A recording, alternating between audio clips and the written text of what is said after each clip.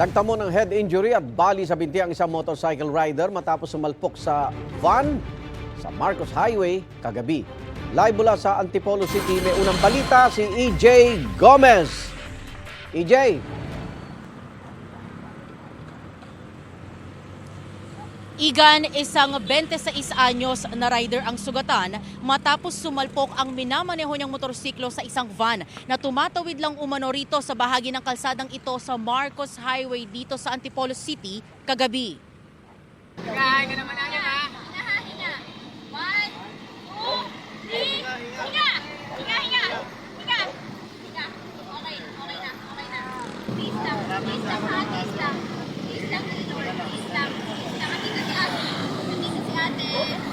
Nirescue ang 26 anyos na rider matapos maaksidente sa Marcos Highway, Antipolo City pasado alas 11 kagabi.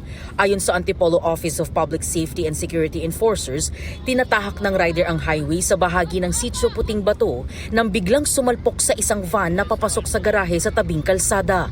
Bali, tinawid nila sa kabilang kalsada, papasok doon sa garahe nila. Dire-diretso siya ngayon. Pagdating sa gitna ng double solid lane, nakapasok na yung ulo niya. As per nung driver, may nagbinor ng mga sasakyan. So siya pumasok na. Bigla namang may parating na motorsiklo na mabilis na sumalpok naman dun sa bandang gitna ng van niya. Sa lakas ng impact, tumalsik ang motorsiklo at rider sa kalsada. Nagkayupi-yupi naman ang gilid ng van na pinagsalpukan. Naging pahirapan ang pag-rescue sa biktima na nagtamo ng head injury at bali sa kanang binti. Pagdating po namin sa scene, ayun, may mga dugo sa area, tapos asikaso, linis ng mga sugat, assessment doon sa may fracture niya sa may kanang binte, then linis, tapos lagyan ng mga bandage. Hinga lang. Pag matutulog siya, matutulog. Sa initial report, bali yun nga, walang helmet na suot, and then mabilis siyang tumatakbo na wala daw headlight. Wala rin daw umanong naipakitang lisensya ang rider na kasalukuyang nagpapagaling sa isang ospital sa Quezon City. Ang 19 anyos na driver naman ng van tumangging humarap sa kamera.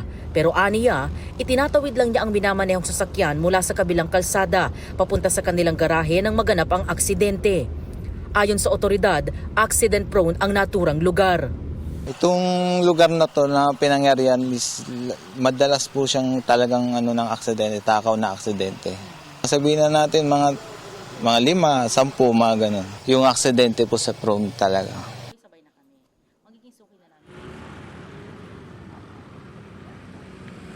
Igan, itong bahagi ng kalsadang ito dito sa Marcos Highway ay talagang accident-prone area. Bukod kasi sa pakurba ang kalsada, ito rin ay pababa. Ayon sa LGU, ang kadalasang mga nasasangkot sa mga aksidente ay pawang mga motorsiklo. At speaking of motorsiklo, Igan, just 3 minutes ago bago tayo pumasok sa ating live report ay meron tayong nasaksihan na aksidente ngayon. Nasa gilid sila ng kalsada, isang motorsiklo at e-trike naman. Yan ang unang balita mula rito sa Antipolo City. EJ Gomez para sa GMA Integrated News. Igan, mauna ka sa mga balita, mag-subscribe na sa GMA Integrated News sa YouTube para sa iba't ibang ulat sa ating bansa.